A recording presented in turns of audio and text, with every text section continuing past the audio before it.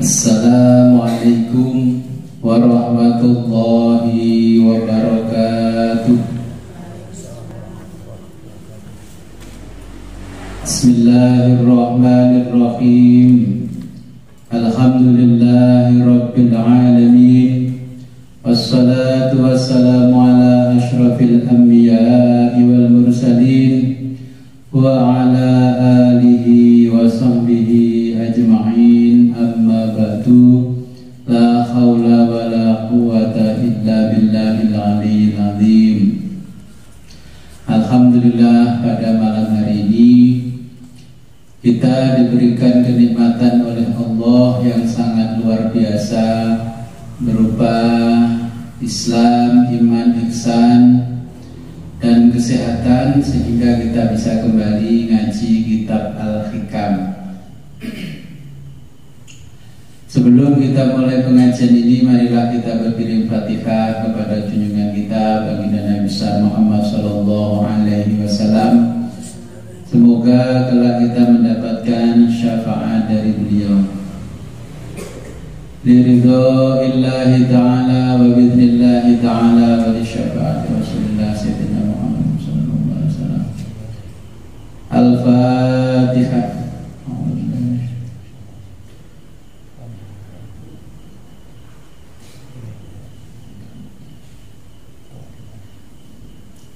Thumma ila hadratin sayyidina wa habibina wa syafi'ina wa qurrati a'yunina wa qudwatina wa maulana Muhammadin sallallahu alaihi wasallam. Al-Fatihah.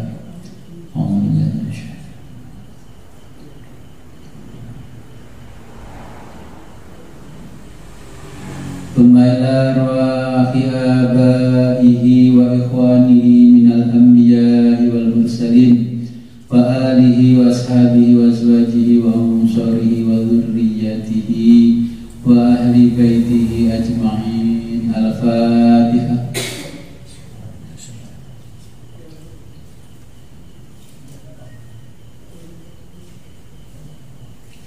Thumma ila arwahi sadatina Abi Bakrin wa Umar wa Utsman wa Ali wa Hamzah wal Abbas wa Sayyidina Al-Hasan wal Husain wa ashratil mubasysyirin wa tabi'in wa tabi'in lahum bi ihsanin ila yaumiddin. Al-Fatihah. A'udzu billahi minasyaitonir rajim. Thumma ila arwahi sayyidatina Fatimatal Batul binti Sayyidil Mursalin wa sayyidatina Khadijatal Kubra wa Aisyatar Ridha wa sayyidina Ali Zainal Abidin wa ibnihi sayyidina Muhammad Al-Baqir wa sayyidina Ja'far Shadiq wa sayyidina Ali Al-Raidi. Al-Fatihah. Iyyaka na'budu.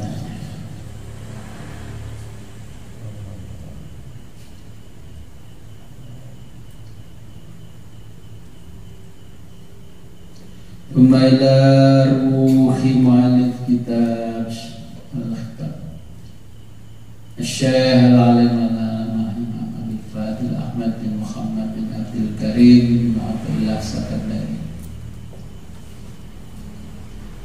rahimahullahu ta'ala wa nafa'ana bihi wa bi'ulumihi wa bibarakatihi fid dharaini wa li walidayhi wa li masyayikhihi. Al-Fatihah. A'udzu billahi minasyaitonir rajim. Iyyaka na'budu wa iyyaka nasta'in. Thumma ila arwahi abaina wa ummahatina wa jaddatina wa usulina wa furu'ina wa lal hadirina fi majlisina hadha. Al-Fatihah. A'udzu billahi minasyaitonir rajim. Iyyaka na'budu wa iyyaka nasta'in.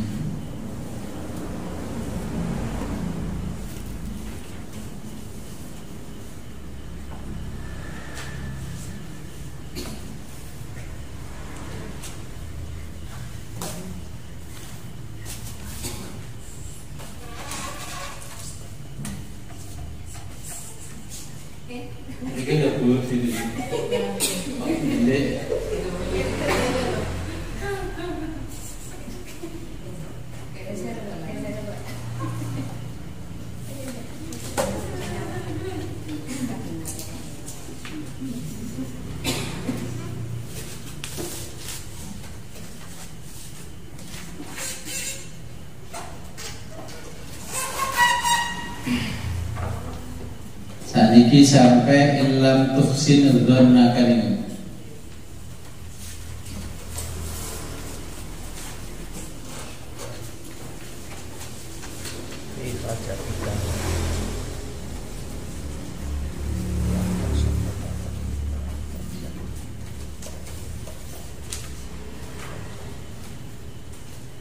Terus nggih ilam tuhsin dzannaka bihi niku. Bismillahirrahmanirrahim.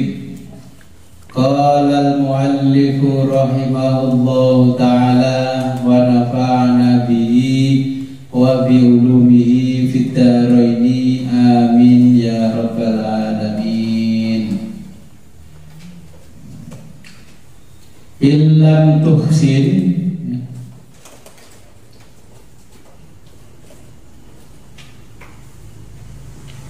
ilam jika tidak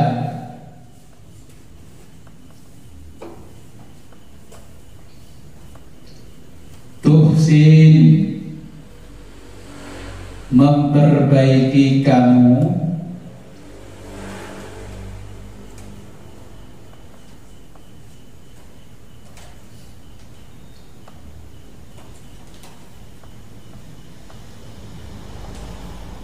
dzannaka persangkaanmu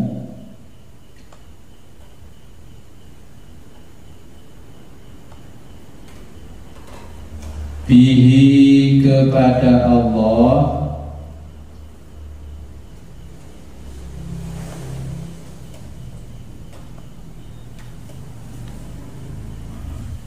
li ajli karena untuk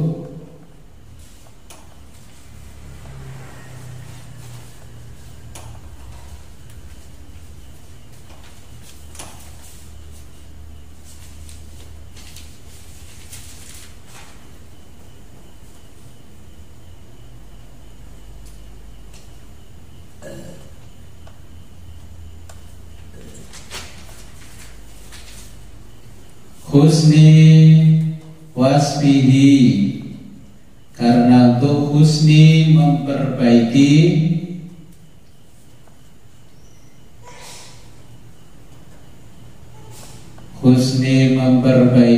wasfihi sifat-sifat Allah.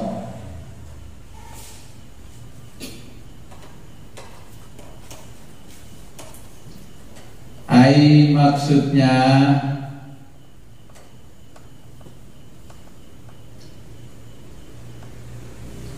li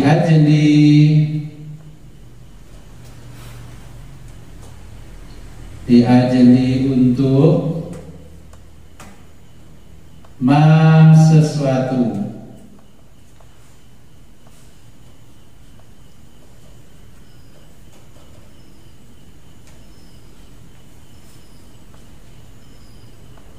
huwa yaitu Allah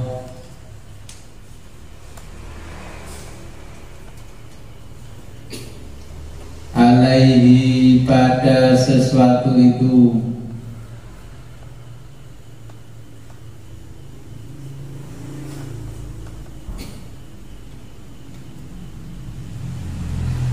minan nuti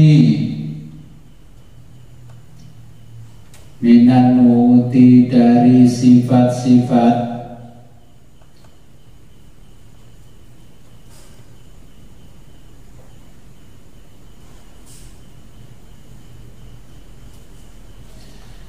as-saniyati yang bagus-bagus.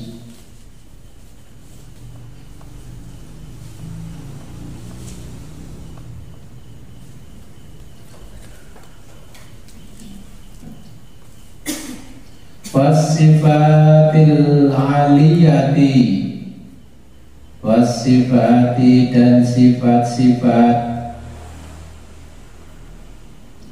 al-aliyati yang luhur.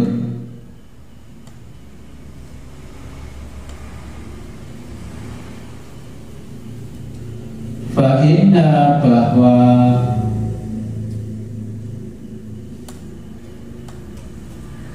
man orang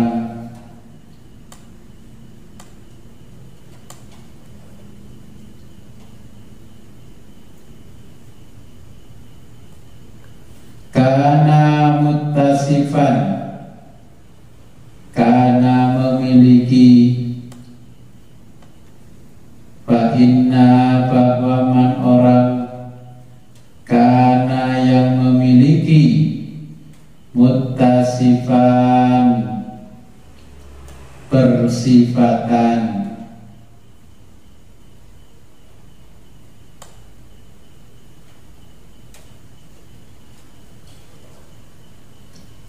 biasna dengan yang bagus-bagus,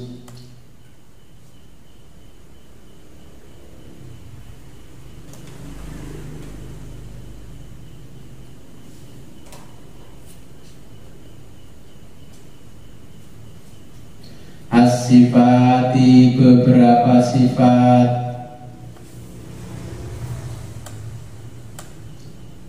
la yasduru, la tidak, yasduru keluar,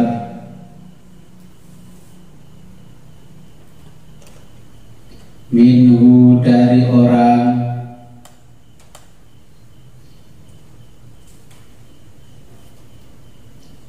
illal jamilu, illa kecuali al jamilu yang indah,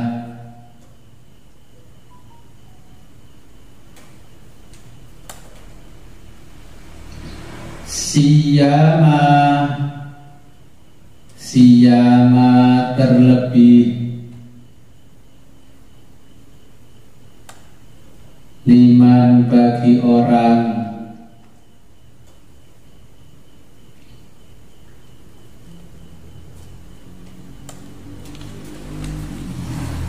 lona yang memiliki persangkaan,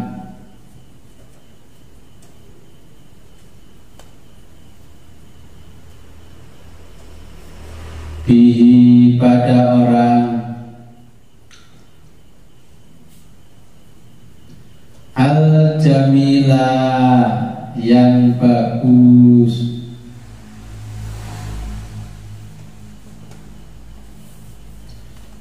fahasin maka perbaikilah,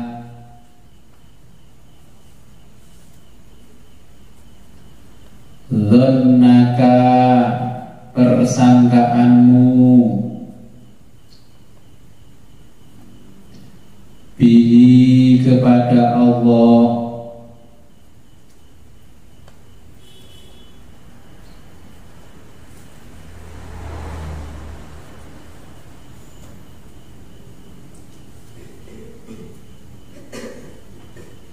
liwujudi karena wujud, atau liwujudi karena adanya, muamalatihi pergaulan,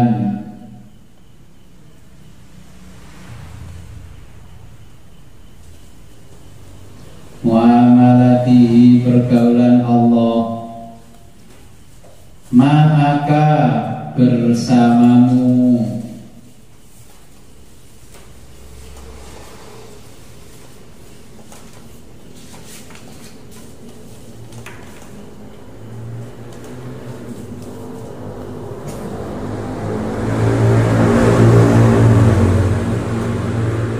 min isbaghin ni'ami,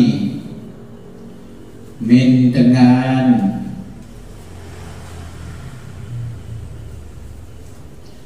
isbaghi menyempurnakan, an-ni'ami beberapa nikmat,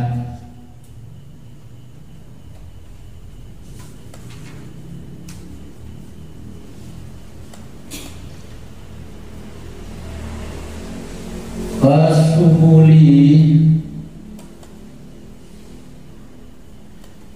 wasumuli dan melubernya,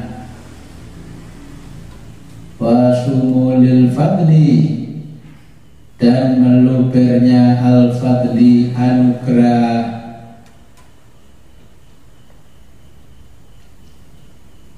wal karomi dan kedermawanan.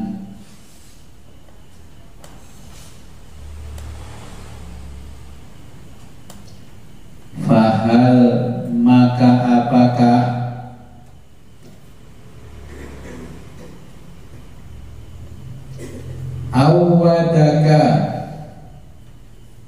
awadaka membiasakan Allah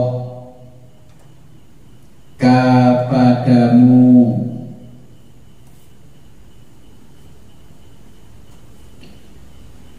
illa melainkan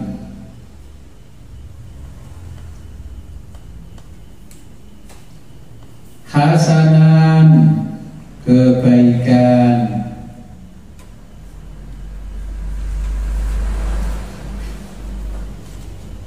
wahal dan apakah astai ilaika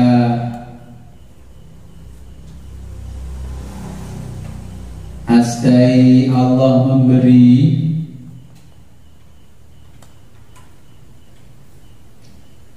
ilaika padamu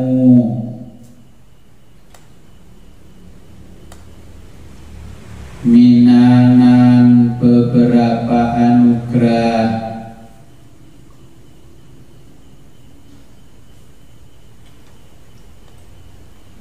hai maksudnya ni'aman beberapa nikmat,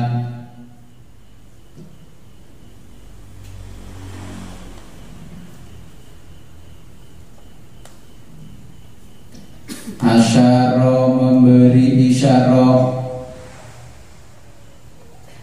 musannif ya, penulis kitab, asyara memberi isyarah yai musannif, bidzalika dengan itu,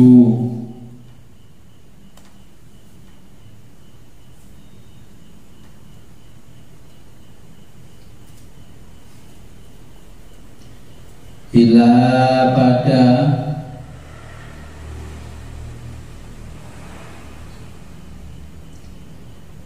annan nasa bahwa semua manusia atau annan nasa bahwa semua manusia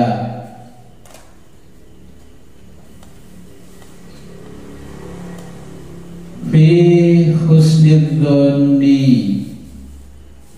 fi dalam husnidzonni berprasangka dzonni baik,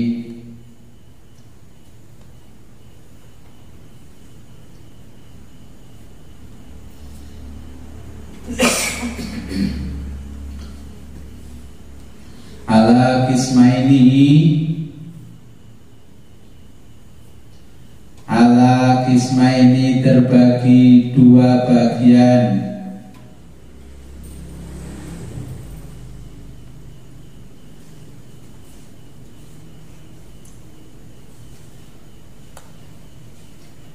khossatin orang-orang khos,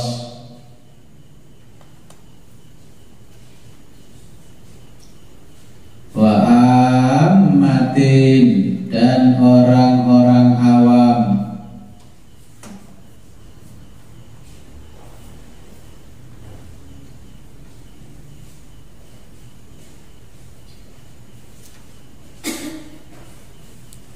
fal khossatu adapun orang-orang khusus,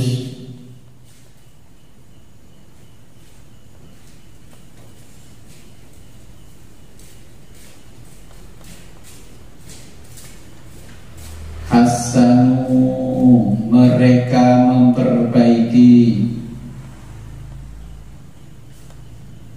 al-dhonna persangkaannya atau prasangkanya bihi kepada Allah.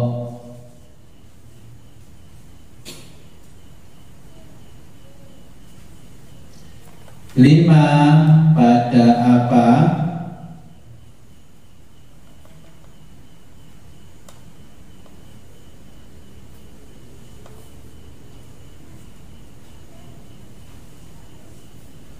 huwa adalah Allah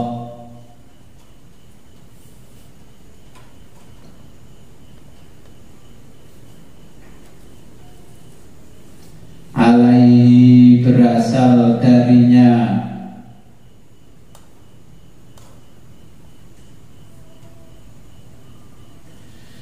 minan nuti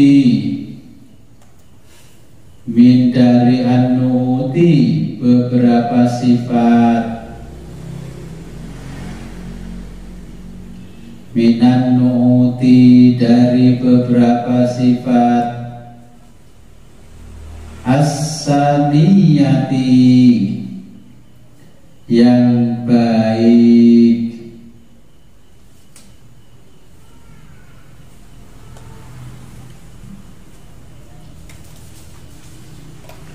was-sifatil aliyati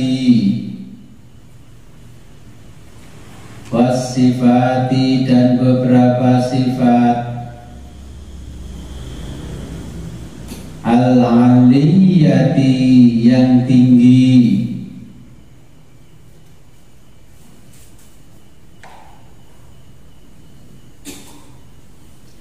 wal-ammatu dan bagi orang-orang awam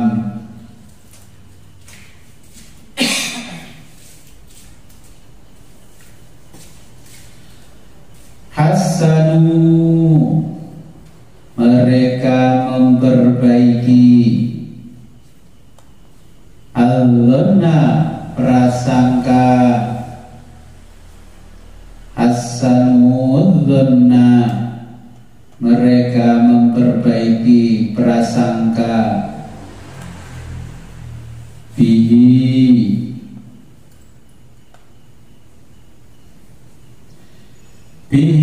kepada Allah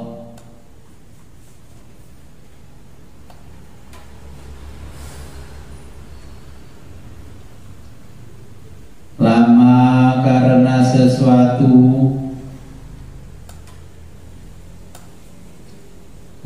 mereka orang-orang awam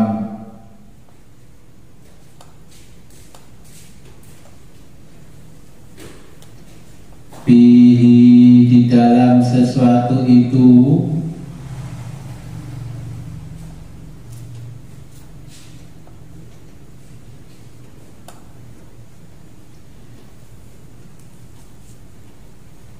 min subuhin ni'ami min dari subuhi sempurnanya an-ni'ami nikmat-nikmat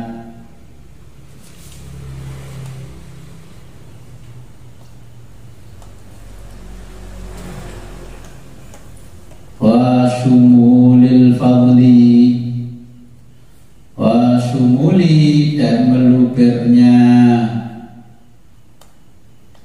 al-fadli anugerah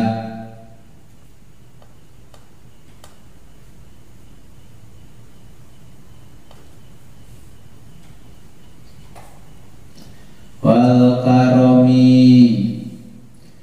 dan kedermawanan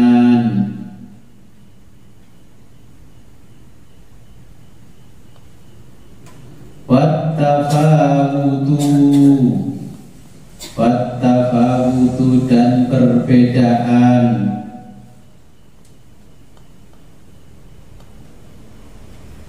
baina antara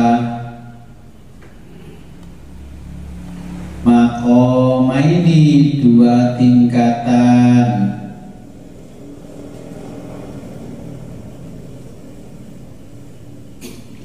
zahirun yaitu zahir,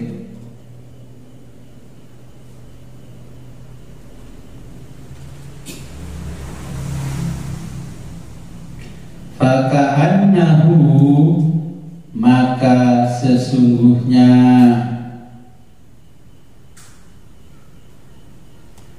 qala berkata Kiai Musonif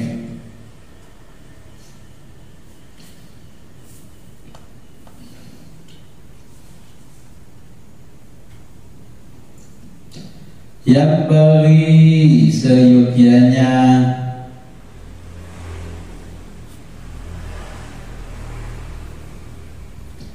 laka kamu ayyuhal muridu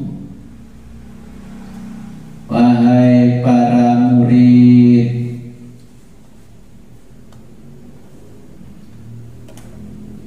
tuhsina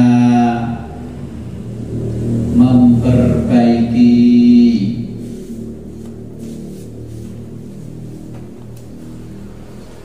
dzannaka persangkaanmu bihi kepada Allah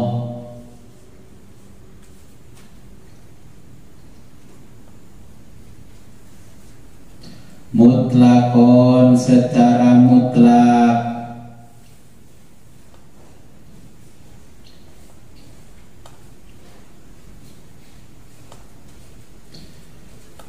fi isolil manafi'i fi untuk isoli menghasilkan al manafi'i kemanfaatan wa daf'il madharri wa daf'i dan menghilangkan al madharri mara bahaya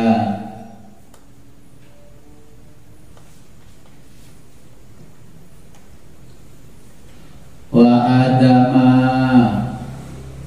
wa adama wa adami wa adami dan tidak adanya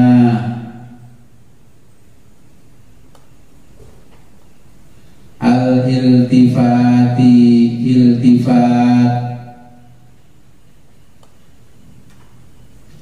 atau melirik al iltifati melirik li ghairihi selain Allah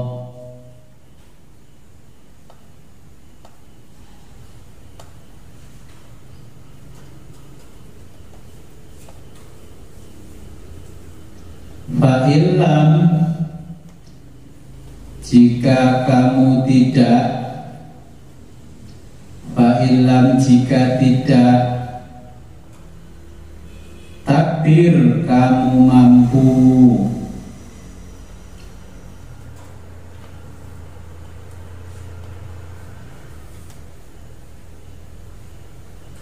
ala husnil dhanni ala untuk husnil dhanni memperbaiki persangkaan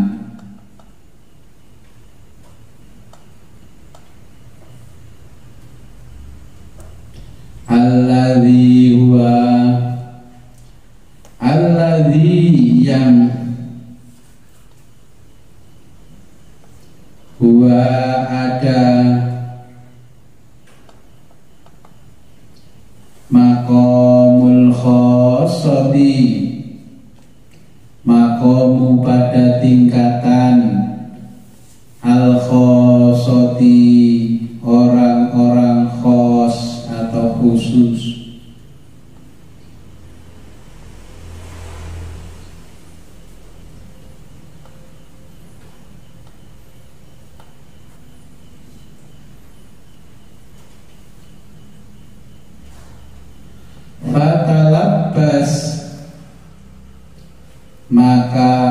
gunakanlah bimaqamil amati, bimaqami tingkatan al-amati, orang-orang awam.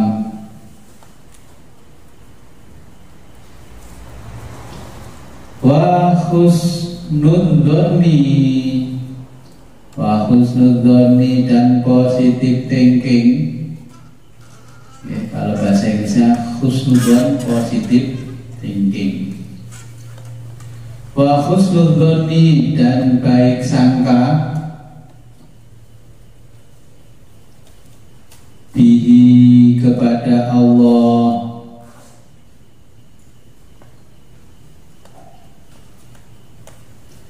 liwasfihi karena sifat Allah,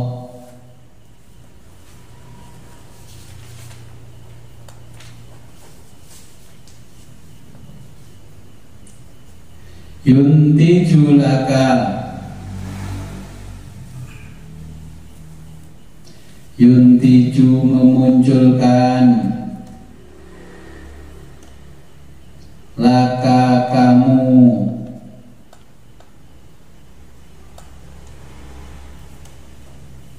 mahabbatahu kecintaanhu pada Allah,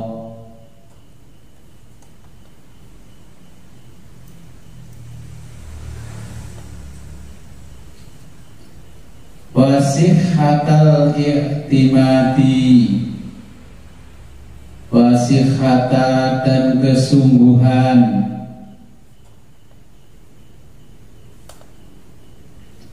al-i'timadi semangatmu, at-tawakkula dan kepasrahanmu,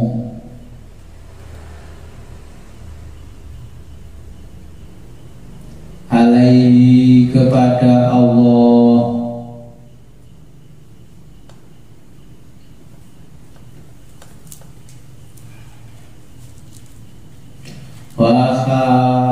wa husnudzonni, wa husnudzonni dan berbaik sangka,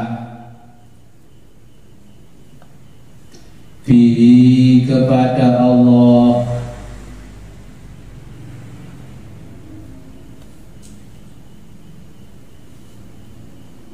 liwujudi untuk mewujudkan, muamalatihi pergaulan Allah, maka bersamamu,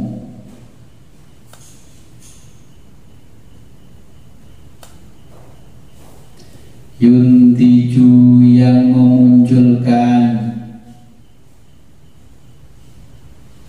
laka kamu,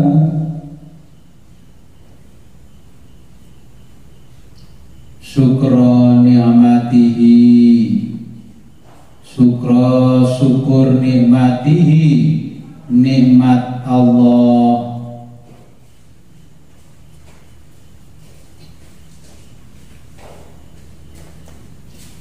wa tasyawufa dan senang, liwurudi dengan datangnya, fadlihi anugerah Allah, wa rahmatihi dan kasih sayang Allah. Wallahu a'lam bishawab.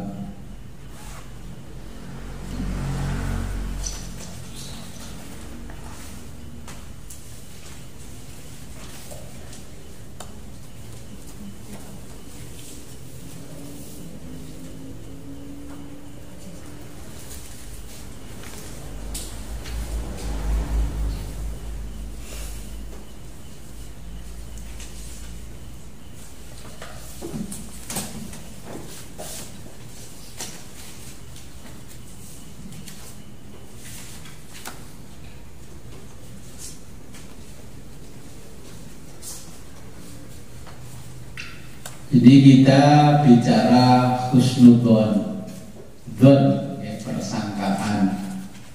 Jadi ada husnudzon, ada suudzon. Ya. Kalau husnudzon berarti positive thinking. Kalau suudzon negative thinking. Nah, ini Kiai Musonef menjelaskan kepada kita tentang dzon, persangkaan kita kepada Allah, husnudzon. Nah, husnudzon sendiri, ya, husnudzon kepada Allah itu dibagi dua tingkatan. Husnudzonnya orang-orang khos yang sudah mencapai usul kepada Allah, dan husnudzonnya orang-orang awam. Nah, tergantung dengan masuk khos apa orang awam. Khos ini orang khusus, ya. Orang khos ini selalu berbaik sangka, ya, secara mutlak kepada Allah, karena dia mengetahui dan yakin bahwa Allah itu Maha Pengasih, Maha Penyayang, Maha Kaya, Maha Bijaksana, dan lain-lain. Orang-orang khos ini juga ikhlas menerima keputusan apapun yang diberikan oleh Allah kepada mereka, dan ikhlas tanpa adanya komplain alias protes, walaupun sedikit di dalam hati gerundel, ngedumel, ya. Ini orang-orang khos. Tetapi kalau orang-orang awam berbaik sangka kepada Allah hanya atas karunia dan nikmatnya saja. Kalau dikasih rezeki alhamdulillah, dibagi manci somangan kembelu, ya. Tapi ketika ditunda oleh Allah kesenangannya, ya Allah, apa dosaku ya Allah, itu kan komplain. Jangan tidak merasa komplain dengan kalimat-kalimat seperti itu. Kalau diberi kenikmatan, alhamdulillahnya hanya di lisan saja, di mulut alhamdulillah. Orang-orang khos itu, contohnya apa yang dikatakan orang khos? Makan, ini piring ada nasi, dia berdoa Bismillahirrahmanirrahim, Allahumma barik lana fima razaqtana wa qina adzabannar. Yang dibaca itu sama antara orang awam dan orang khos. Tapi kalau orang khos begitu mengambil nasi 10-an baru dimakan, blok di mulut itu, kecapan satu kali alhamdulillah, kayak nikmat Gusti Allah. Kecapan lagi alhamdulillah. Kalau orang awam mangan plek terakhir gelodak lali alhamdulillah. Ini loh bedanya. Jadi kan kalau ingin jadi walinya Allah itu gampang, okay? Makan alhamdulillah, makan sama anaknya dibilang nah alhamdulillah, kita hari ini bisa makan 2 kali. Orang di bawah kita masih banyak yang belum bisa makan 2 kali sehari. Alhamdulillah. Makan kecapan, sambil kecapan 41 kali ya alhamdulillah, alhamdulillah, alhamdulillah. Ya kalau pengen jadi orang khos kan begitu, alhamdulillah. Kalau orang awam cepet-cepet makan, setelah Bang Dede itu teko itu nah ngalih. Makanya orang khos itu menerima makanan apapun diterima, bacaan doanya sama, Allahumma barik lana fima razaqtana wa qina adzabannar. Alhamdulillah. Saya tuh sering ngomong sama anak istri itu, alhamdulillah kita pagi jam 7 sudah bisa makan, tidak harus kerja keras. Sambil jalan, kadang saya tunjukkan coba orang itu. Jadi badut itu tujuannya cari uang. Ya, saya suruh nikmati, kamu harus bersyukur, tidak dijadikan Allah seperti itu. Ya, coba dengan kalau ditakdirkan Allah jadi badut, Ngenes nggak? Makanya kalau ada badut di perempatan dikasih sambil berdoa, alhamdulillah aku ora didadekno badut karo Gusti Allah. Nggak kalau ada badut, kaca mobilnya tutup. Jadi ini kalau orang awam ya begitu, suruh nutup kaca mobilnya. Kalau kita mau mengajari anak dermawan, ya al-kirom yang tadi disebutkan oleh Kiai Musonef, ketika ada badut di pinggir jalan di lampu merah itu buka, walaupun 500 itu mengajari anak menjadi dermawan. Terus anak dibilangi, nah itu lihat orang. Jadi badut itu tujuannya adalah mencari uang buat nafkahi keluarga. Ya untung kamu punya orang tua untuk menafkahimu, tidak harus menjadi badut di jalan. Okay. Akan betul mengikuti apa yang didawuhkan Kiai atau Ilah Sakandari. Mangane itu alhamdulillah. Minum ya wonten cak cegukan gelek alhamdulillah. Ora es campur di jeloko kok ndukur gelek. Ya kapan tadi ini Gusti Allah? Akhirnya dibilangi baik. Do le ngombe aja ngono garano fakir. Terus mbak takon apa hubungannya mbak fakir karo ngombe ngene iki? Dulu nenek moyang kan bahasanya sederhana, makan sambil leyeh-leyeh, tiduran kan tidak boleh. Ojo mangan karo turu, garake fakir.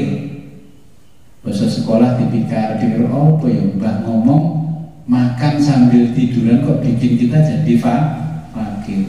Gak masuk akal, karena akalnya belum sampai. Coba ya keselak dele jagung ke hidung ini gak bisa lepas. Apa nggak nyogrok nang dokter THT? Apa cukup 1 juta? Ya akhirnya fakir, karena uangnya habis untuk bayar dokter.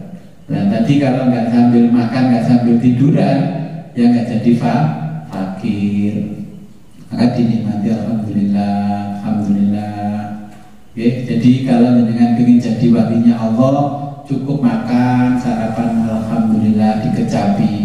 Alhamdulillah, telah nang warung dikemplang karo sing marung. Iki mangan 2000 suwi banget. Ngopi 2000 suwi. Aku diajari Gus Fit ngopi seruput. Alhamdulillah. Nanang langsung WA, Mas aja diwarai ngono arek Mas. Bangkrut aku. Nggih. Itu ngopi gak boleh-boleh. Jadi menikmati nikmatnya kopi sambil merasakan anugerahnya Allah yang diberikan kepada kita. Ya latihan husnudzon kepada Allah. Jadi kan jangan menganggap nikmat itu berupa kenikmatan biologis, makanan, minuman dan sebagainya. Latihan menjadi orang khos. Makanya tadi disebutkan ismaini, mafoma ini 2 makom 2 tingkatan. Sekarang karena ngaji hikam ini sudah hikmah ke-40. Jadi dengan ngaji dari awal sampai sekarang berarti sudah 40 kali pertemuan. Karena setiap kali pertemuan itu 1 hikmah. Jadi ini sudah hikmah ke-40. Kita harus belajar positive thinking kepada Allah. Husnudzon, husnudzon. Kita belajar ikhlas menerima keputusan-keputusan Allah.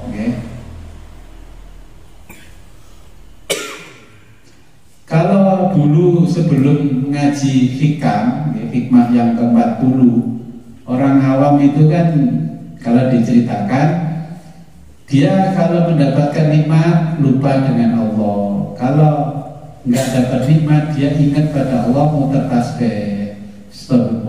Astagfirullah, gitu. Jadi kita harus berbaik sangka. Ketika dipenuhi oleh Allah, mereka berbaik sangka.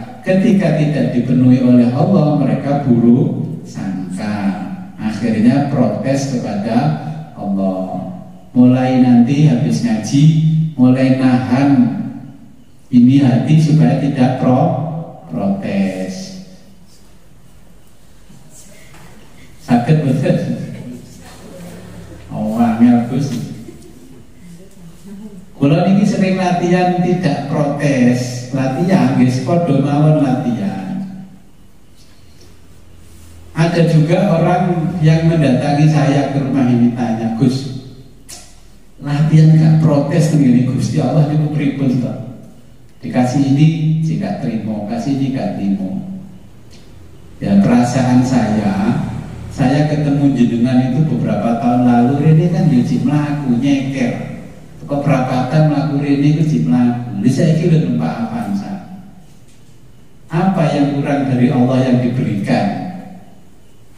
Tapi kadang grundel, terus delalah nyampe di sini hujan mulai ini mendung mulai gelap. Orang di belakang ini kan meribut padinya itu cepat-cepat ditutup sambil misuh-misuh. Bilang di kalau dikai pari akeh bingung gak ana pari bingung misuh-misuh. Cah mene kok ya wis mendung. Mepe capot kikis. Ya seharusnya hujan itu ya alhamdulillah diberi hujan oleh Allah, nikmat. Ini boleh random, ini rusak ini.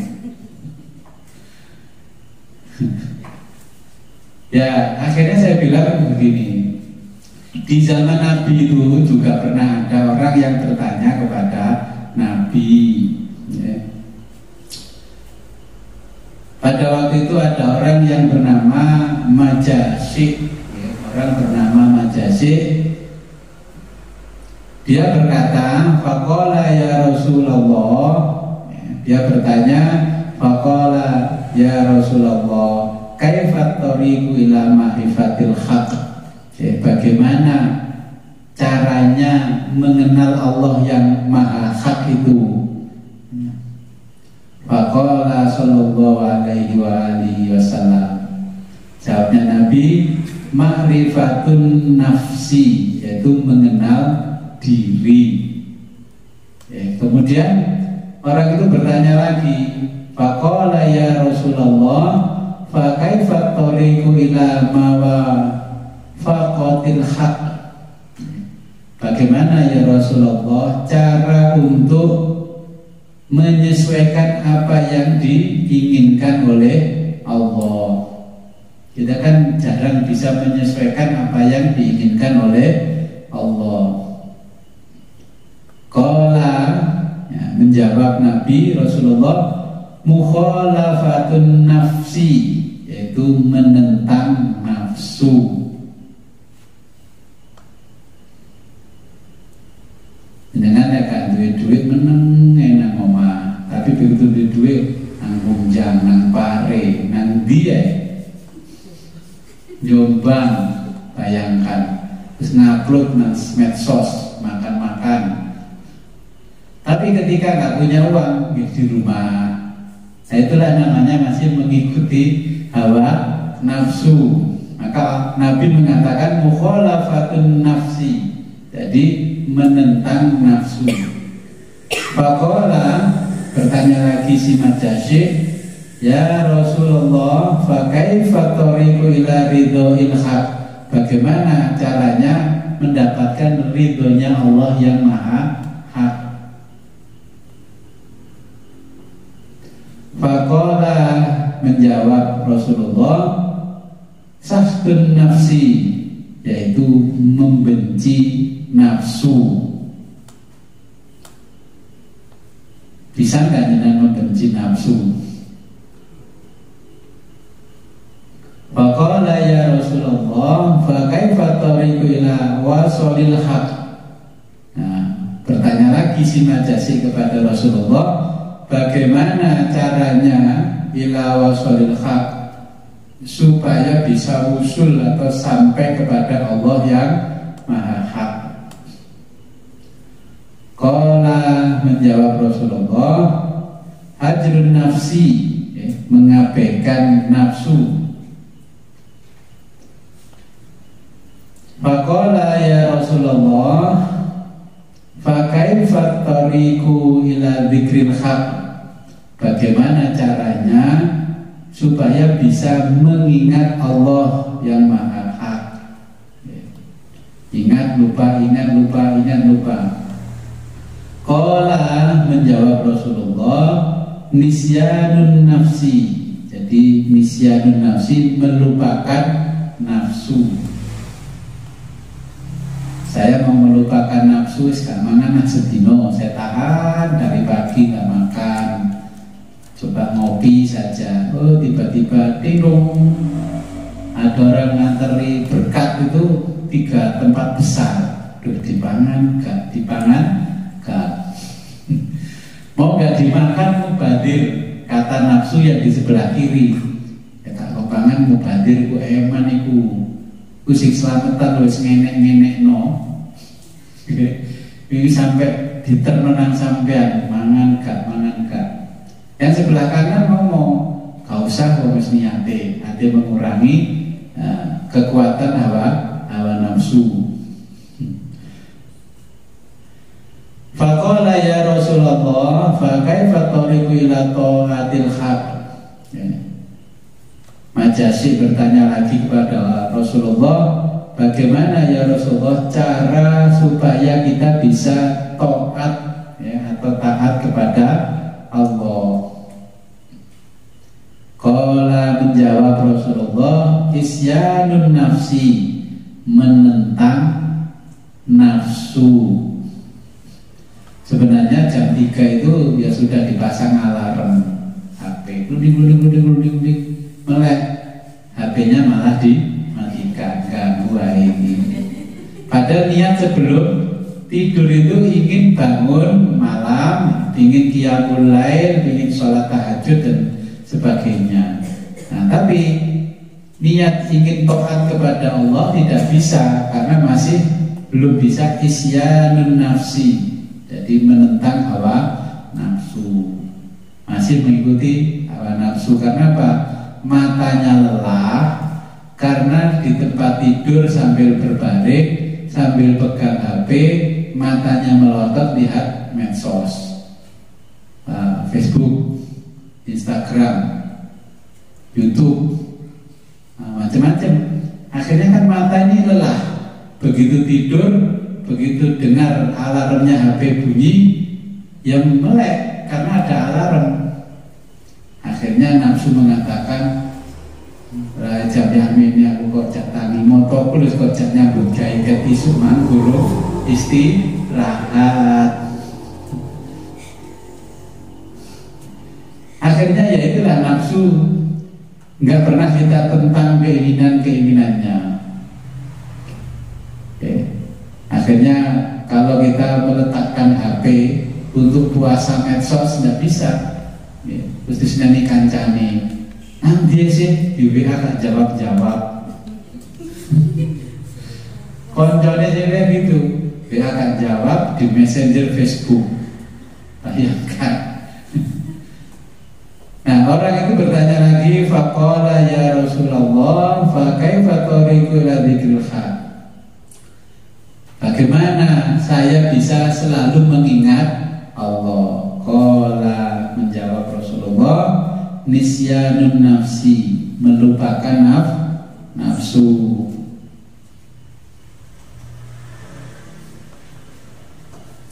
Jangan makan nasi putih saja ditutul garam, kolom lah.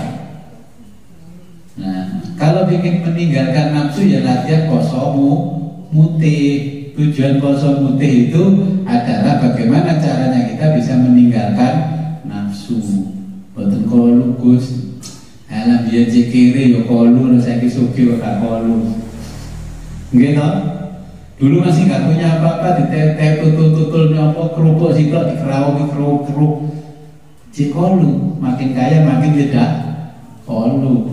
Jadi tidak bisa isnisyanun nafsi, melupakan nafsu.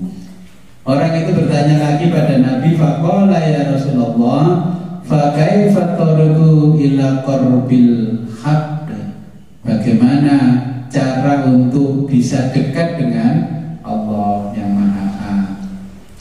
Qala, menjawab Nabi, at-taba'atu minan nafsi, at-taba'atu menjauhlah minan nafsi dari nafsu. Beli telur asin, tulis saja telur sedikit asin, laku nggak kira-kira? Jual telur asin dalam kurung telur sedikit asin. Nafsunya orang-orang pasti jawab itu dodol orang temenan, orang diuyah beres waktu kuyah. Aku latihan supaya nafsu sampai gak tertarik.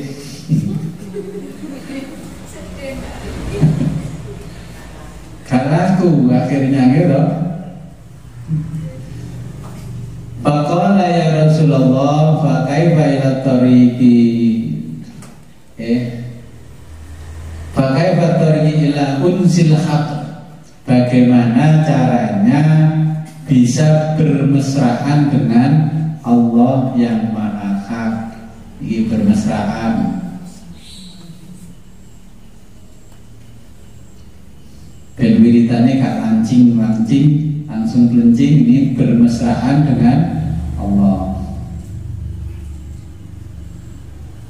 Unsi itu bermesraan. Anas, manusia itu berasal dari kata al-uns, artinya harmoni, bermesraan.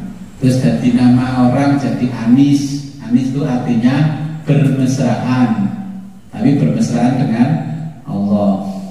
Qala, menjawab Rasulullah SAW, al-wahsyatu minan nafsi, yaitu berlari minan nafsi, dari nafsu.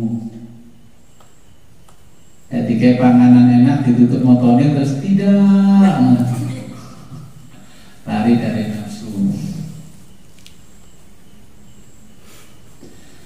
Faqala, orang itu masih tanya lagi pada Nabi, ya Rasulullah, fa kaifa tariqa ila dzalika, lalu bagaimana cara untuk mencapai semua ini? Disebutkan dari awal kan sulit semua. Qala, menjawab siapa Rasulullah, al-isti'anatu, meminta pertolongan, bil haqqi, kepada Allah yang hak, ala nafsi, untuk melawan nafsu. Ya Allah, dengan paling kuat kula melawan hawa nafsu.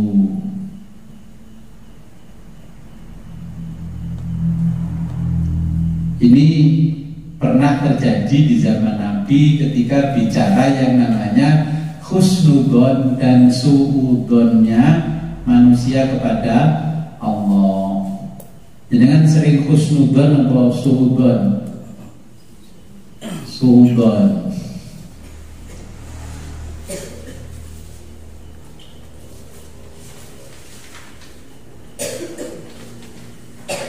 Nah, kemudian juga ada orang bertanya, Gus, apa bisa kita bertasawuf tanpa torekot?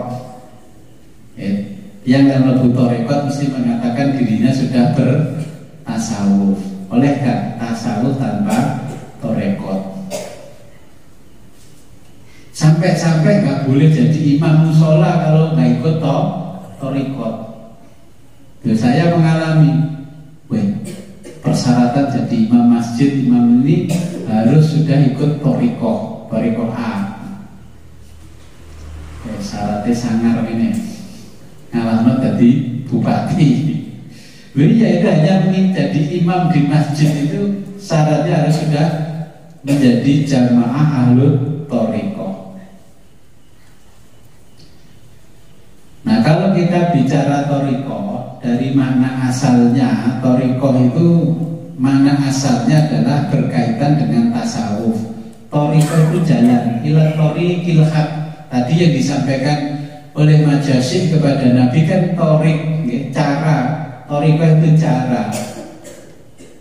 Cara untuk mendekatkan diri atau untuk sampai kepada Allah. Nah, kalau thariqah ini secara umum ya, identik dengan makna tasawuf. Yang pertama, thariqah itu ya identik dengan makna tasawuf. Jenengan ngaji ini berarti sama dengan sudah berthariqah ya, sudah berthariqah, cuman belum pernah ada latihan zikir wiridnya belum pernah. Nah, thariqah yang kedua ini berasal ya sama kan, maknanya akar katanya ya thariqah. Ini identik dengan organisasi kesufian. Oke, contohnya ada thariqah Qadiriyah, thariqah Naqsabandiyah, Syadiliyah, Tijaniyah dan sebagainya. Ini adalah orde atau organisasi kesufian. Mereka membentuk organisasi ini. Kapan mulai munculnya? Mulai munculnya adalah abad 7 Hijriah. Oke, maka mereka yang masuk ke organisasi kesufian mengatakan kalau tidak masuk salah satu thariqah belum dianggap tasawuf. Tapi zaman dulu tidak ada yang namanya organisasi kesufian seperti itu. Di zaman Nabi pokoknya zikir wirid begini yang diajarkan Nabi ya, mereka mengamalkan amalan-amalan tasawuf seperti itu. Dan akhirnya muncullah di organisasi itu ada yang ditokohkan namanya mursyid. Nah, kalau jamaah dinamakan murid. Itu yang berkaitan kata-kata thariqah yang berkaitan dengan organisasi kesufian. Itu dengan catat thariqah Qadiriyah, Naqsabandiyah dan sebagainya itu adalah organisasi kesufian. Itu hanya organisasi kesufian. Apakah kalau jenengan tidak masuk thariqah yang seperti itu terus tidak bisa bertasawuf? Ya bisa saja. Saya sering dikasih amalan-amalan yang pada hakikatnya oleh guru-guru saya ya amalan orang thariqah yang mengerti latifah 1, 2, 3, lataif, sirri dan sebagainya. Ternyata diajarkan di thariqah itu yang menguasai mursyidnya.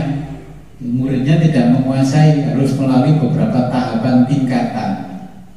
Terus yang ideal bagaimana?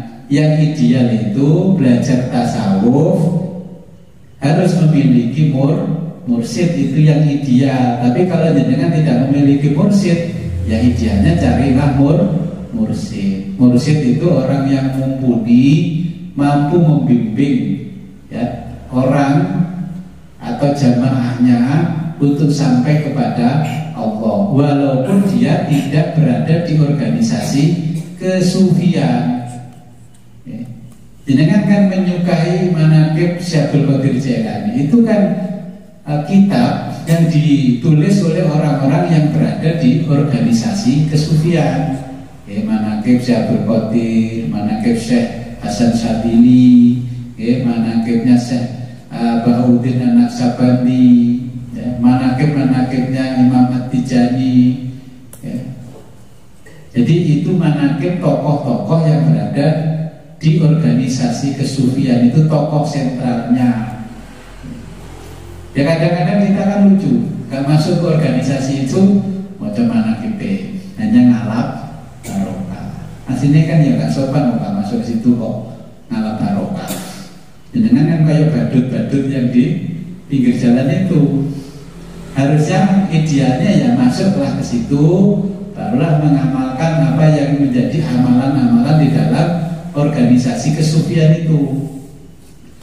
Bagaimana munculnya organisasi kesufian pada abad ke-7 Hijriah dulu?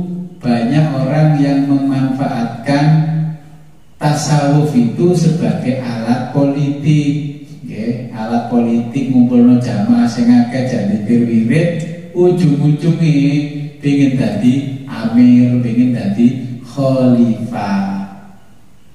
Sekarang kan sama, bikin majelis zikir wirid sholawat, bosowe terkenal muridnya akeh, ujung-ujungnya ya sama. Maka pada waktu itu mulainya Syekh Abdul Qadir Jailani itu melembagakan kegiatan kesufiannya menjadi salah satu thariqah, yaitu namanya Qadiriyah.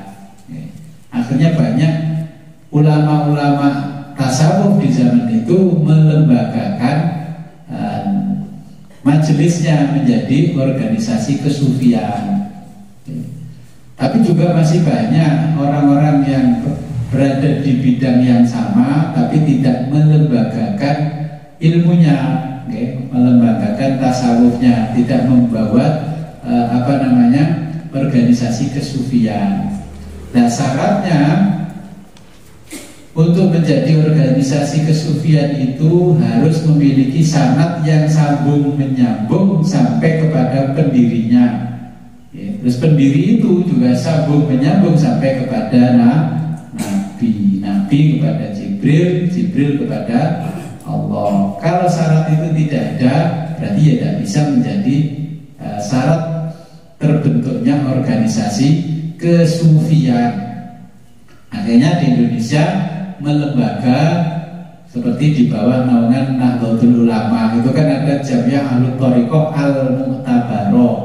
Mu'tabaroh artinya resmi yang diakui oleh organisasi itu. Tapi juga banyak organisasi yang tidak mengekor pada organisasi tertentu seperti di NU. Nah, itu juga mereka juga melakukan praktek-praktek kesufian dengan suluk dan sebagainya. Jadi itu namanya tarekat. Tarekat dalam makna aslinya adalah identik dengan tasawuf. Tarekat yang berkembang ini menjadi organisasi kesufian. Jadi kan harus paham bahwa thariqah-thariqah yang berkembang itu adalah organisasi kesufian. Jadi kan boleh masuk ke sana, boleh tidak masuk ke sana. Oke. Ada pertanyaan?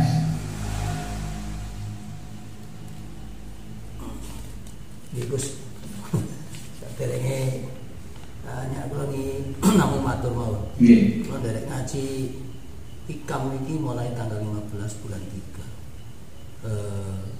Tahun pinten? 2022 halaman 33. Jadi kasih anu mawon.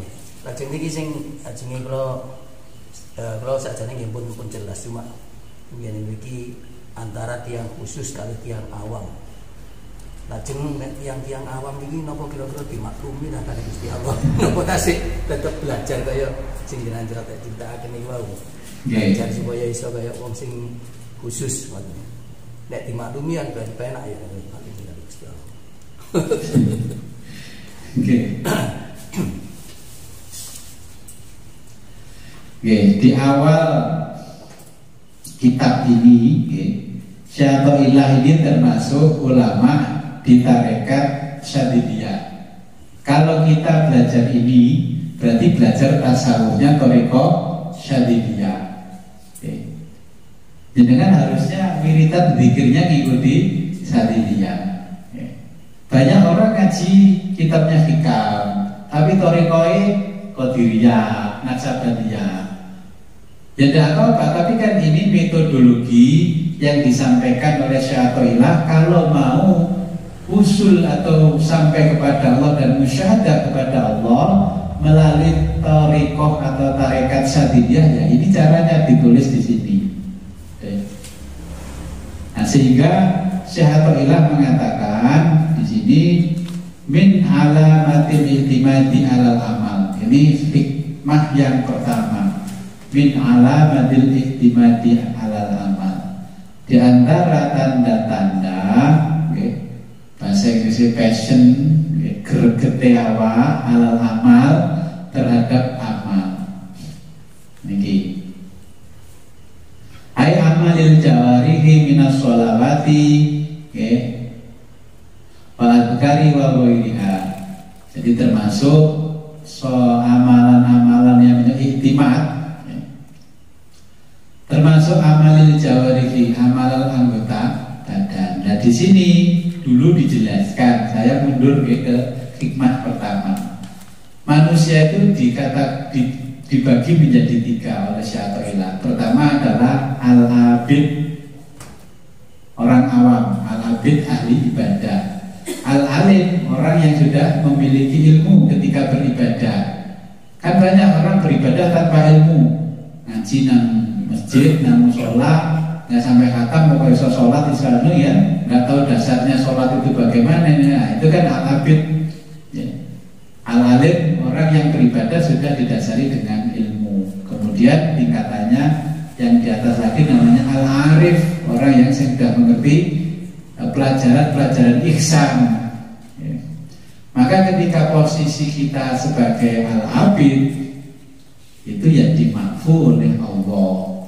Tapi ketika kita tidak mau mencari ilmu, ngaji lagi, ya nggak dimakfu, lama-lama kok lanjut kok. Ya, kewajiban kita adalah mengaji terus meningkatkan. Ya. Ini sampai 390-an hikmah yang ditulis oleh Syekh Athaillah. Ini berdasarkan pengalaman spiritual Syekh Athaillah dan guru-guru Syekh Athaillah yang berada di Thariqah Syadziliyah. Makanya ini ditulis. Kalau kita mau mendaki menuju Allah melalui thariqahnya Syekh Abdul Qadir, yang pertama bukan al-i'timadu ala min alamatil i'timadi alal amal, tapi al-i'tiradu minallah. Pertama, tidak boleh komplain kepada Allah. Nah, ini thariq yang didasarkan oleh Syekh Abdul Qadir dan Syekh Abil Hasan Asyadzili sudah berbeda. Jadi ketika kita masih dihukumi orang awam, apapun yang terjadi pada orang awam masih dimaafkan. Ya, tapi dia belum ngaji-ngaji, akhirnya nggak dimaafkan, nggak belum ngaji. Makanya terus di situ dijelaskan, orang yang mau ngaji tasawuf itu getaran hatinya Allah sendiri yang menggetarkan. Karena bicara tasawuf biasanya bicara akhirat, bingkainya adalah akhirat. Tapi ketika bicara akhirat, banyak orang yang tidak tertarik dengan akhirat. Contohnya, saya dulu belajar kitab-kitab tasawuf, awalnya bersama teman 25, pretel, sampai terakhir 2 orang, saya dengan teman saya. Akhirnya saya bertanya pada guru saya, Syekh, boleh nggak orang bertasawuf tapi tidak berthariqah? Dulu kan ya nggak ada thariqah semacam itu. Munculnya kan setelah abad ke-7. Tapi kalau kamu ingin bertasawuf tidak berthariqah, bacalah kitab ini, Manazilus Sairin ilal Haqqil Mubin. Ini menjelaskan makomat, level-level dan akhwal, kondisi-kondisi spiritual orang yang mau bertasawuf. Tetapi kesulitannya apa? Ini berbahasa Arab. Nah, kalau jenengan bisa ngaji kitab kuning lancar, nah, di sini sudah bisa baca. Oh, langkah saya yang pertama harus begini. Terus ini dibaca. Oh, kalau orang seperti saya, cocok saya, zikir saya, ya Rahman, ya Rahim, ya Rahman, ya Rahim. Tahu. Mursyid itu kan tahu kalau ini muridnya seperti ini, berarti zikirnya ini. Terus murid yang lain ngomong gini, kok enak yo, amat karo gusi dikei wiritan kok pendek, aku kok duwowo. Lah gurunya itu udah membaca kitab ini. Lek wong jenenge ngene, dilahirno ngene, modele wong ngene, berarti cocoknya zikirnya ya Latif, ya Latif, ya Latif, ya Latif, ya Latif. Ketika ya Latif, kok sampai Gus kali kok tetap duwe Gus. Kadang kan orang begitu, yang tahu kan gurunya. Ya. Nah, gurunya juga punya kitab tasawuf yang tidak harus masuk ke thariqah. Yang kedua adalah ini. Ini adalah awariful ma'arif. Ini cara mendaki orang-orang yang sudah ma'rifat sampai di hadapan Allah. Kalau bisa baca kitabnya bagus, baca ini gampang kok. Ya baca ini, oh ini. Jadi semua ada tuntunannya. Kalau tidak mau berthariqah ke organisasi kesufian, ya pelajari ini. Yang minimal ini. Kalau nggak mau datang ke mursyidnya Syadziliyah, Ya pelajari ini sampai selesai, nanti akhirnya kan tahu bagaimana Syekh Abil Hasan As-Sadili itu membimbing murid-muridnya sampai kepada Allah, termasuk Syekh Athaillah Sakandari. Syekh Athaillah ini muridnya Syekh Abil Hasan As-Sadili.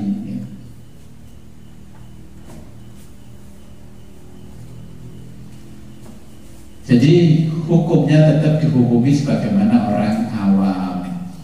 Tapi kewajiban setiap muslim itu harus mencari ilmu, ngaji. Saya makanya tidak aneh. Satu ketika pengajian banyak, satu ketika rontok kayak daun-daun itu sudah hal biasa. Saya ada pengajian di beberapa tempat, ya banyak. Nanti paling yang tinggal istiqomah berapa. Kalau belum waktunya ngaji beneran, itu seakan-akan semangat, tapi makin ini apa yang menjadi kendala? Antara otak dan hatinya tidak bisa sinkron. Belajar tasawuf itu tidak sederhana bagaimana jenengan itu membuka Google Map. Google Map, kita Google Map bingung nang satu tempat, buka Google Chat, langsung kasih tahu. Nah, peta di dalam tasawuf ini, alam ruhani tidak sesederhana di alam jasmani zahir kita. Saya mau ngajari jenengan kan, saya lihat dulu batinnya sumpah apa. Kadang kan datang ke saya itu sumpah tapi jalur amalan. Nah, kadang kan nggak boleh dikasih amalan ketika sumpah. Karena apa? Ketika sumpah dikasih amalan, amalannya akan terhijab dengan nafsunya yang membuat hatinya sumpah. Akhirnya datang lagi, Gus, saya kan sudah wirid ini, apa saya ketemu ajaran Islam yang salah ya Gus? Itu sering saya jumpai orang ke sini ngomongnya begitu. Di awal ketemu saya bilang nggak usah, ini nulis pokoknya gue gini aja. Sampai saya pakai kopiah hijau, ikut-ikutan. Gus, saya boleh mau izin pakai kopiah hijau? Ya boleh, beli aja. Saya itu beli di toko online 10.000. Kenapa kok pakai kopiah hijau Gus? Ya kan orang lain penasaran, ya ngaji roh kenapa pakai kopiah hijau. Ya maksud saya pakai kopiah hijau, cek kayak ngomong NU masih kini kan tulisannya NU. Awalnya kan begitu. Tapi karena dipandang orang saya ngaji tasawuf, semua orang pakai kopiah hijau. Sampai dikirimi di banyak kopiah hijau, ini kopiah hijau. Ini kopiah hijau semua. Dapat kiriman lagi untuk orang-orang yang tidak punya kopiah hijau. Saya awalnya bilang begini sama orang-orang yang sudah puasa musyahadah. Dulu kira-kira tahun 2018, ya saya diberitahu oleh salah satu guru saya. Pada waktu itu beliau masih hidup. Ya. Diberitahu bahwa unsur kehidupan di dunia yang bisa sambung sampai di akhirat itu melalui warna hijau. Nah, kalau bisa kamu harus punya warna hijau seperti sundusul akhdar. Kalau orang lain tulis sundusul akhdar, itu sebenarnya akhdar artinya hijau. Sundus itu artinya sutra hijau. Nah, warna kehidupan di surga itu juga hijau. Barang siapa yang menggunakan warna hijau, dia akan dicintai oleh malaikat dan dilindungi oleh malaikat dari mara bahaya. Mungkin 2 tahun yang akan datang akan terjadi satu hal yang luar biasa.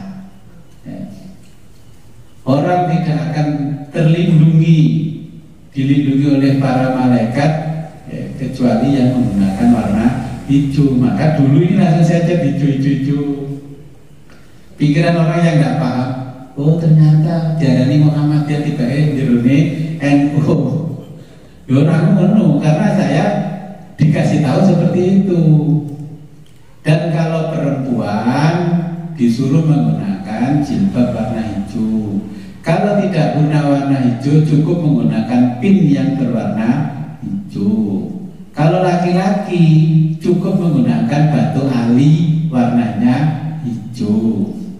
Kalau punya mobil, itu mobilnya warna apa saja disuruh nyetikir warna hijau walaupun hanya 1 cm. Makanya mobil yang Panther saya kasih tulisan warnanya hijau. Oke. Terus akhirnya betul terjadi apa yang disampaikan guru saya itu, terjadilah yang kemarin itu. Ya alhamdulillah jamaah saya dan keluarga sebagainya diselamatkan oleh Allah karena barokahnya mendengarkan dawuhnya guru, ya guru mursyid yang sudah Robi Murabi. Itu jauh-jauh hari sudah dikasih tahu. Baru saya sampaikan akhir-akhir setelah banyak yang puasa musyahadah. Makanya ketika saya mengajarkan puasa musyahadah, ya saya pakai kopiah hijau, sarung saya hijau. Dulu kan saya sering pakai hijau putih. Terus batine wong-wong Gusti kan sarung kopiah hijau. Wis tak nggih batik ya ngono. Padahal itu ada makna-makna yang terkandung di dalam ilmu tasawuf. Dengan kalau belajar tasawuf ya harus peka dengan isyarah yang diberikan oleh Allah. Jadi akhirnya ada yang satu punya produksi garmen besar, memproduksi kopiah pun Gus kula damel mawon dengan ukur sirai jamaah pinten. Ya saya ukur di sini kepalanya, ini ukur berarti ukuran sekian saya kirimkan. Akhirnya ya dikirim. Ini tadi juga coba, karena saya punya punya kopiah itu bulat dari kain tapi bagus. Oke. Saya beli di Gramedia, loh regane kok 200, nggak jadi mundur. Terus saya bilang sama istri saya, coba aja dulu toko. Akhirnya ya saya dapat dengan harga berapa? 10.000. Ya wes 10.000 seperti gawe hijau. Hijau yang disukai bukan hijau ngejreng, tapi persis hijaunya orang NU. Ya wes pokoknya dengan di NU ya situlah hijaunya. Hijau warna gelap, bukan yang ngejreng kayak hijau pupus, bukan. Ya, ini dulu kan ya hijau itu akhirnya pudar. Makanya saya itu bikin baliho, bikin apa yang mesti dasarnya hijau. Karena peristiwa itu yang disampaikan oleh guru saya. Yang kemarin pertanyaan.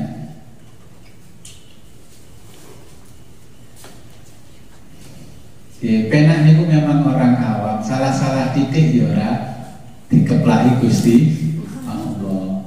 Lewis ngalim pancet. Ndak kira-kira dikeplaki Gusti Allah.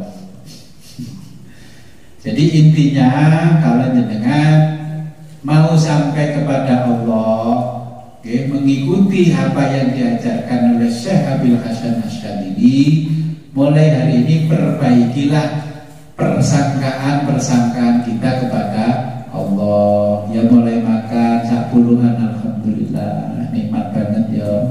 Alhamdulillah. Terus dijemput nih, mbak saya keterbaikan mbak. Gitu. Nanti bumu nikah alhamdulillah, nang agak ngirim nang sawah alhamdulillah. Terus dia ngomongi, penyanyi Alif ngomong gitu ngaji nang pasar atau apa gelitnya. Padahal khusnudzon kepada Allah, bahwa mensyukuri nikmat yang diberikan oleh Allah. Caranya waliullah ya begitu. Alhamdulillah. Coba jenengan makan dengan ritme pelan-pelan, kenyangnya ya akan lama. Kalau makan dulu langsung ditelan dulu, itu sejam 2 jam sudah mulai. Mulai apa? Keroncongan di sini itu rasa lapar. Pelan-pelan. Kalau jenengan pelan-pelan, kenyangnya juga akan lama. Jadi setelah makan, jangan langsung minum. Tunggu dulu 10 sampai 15 menit, barulah minum. Kalau walinya Allah begitu, untuk menghindari penyakit. Ya, penyakit. Terus setelah makan minumnya teh, ada esnya, es teh. Padahal itu mengikat senyawa-senyawa yang ada di makanan gak bisa berfungsi. Ya makan minumnya air putih. Orang sekarang kan gak makan minumnya apa? Kopi bu. Ngombe teh itu aja lah tidak direkomendasikan, apalagi kopi. Ya minimal ya air putih dulu, baru nanti ngopi. Ya.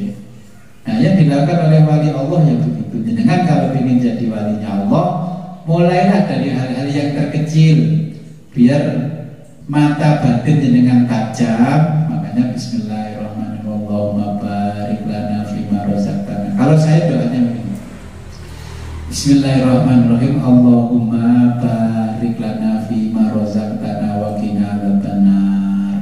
Fa in tawallaw faqul hasbiyallahu la ilaha illahu alaihi tawakkaltu wa huwa rabbul arsyil azim.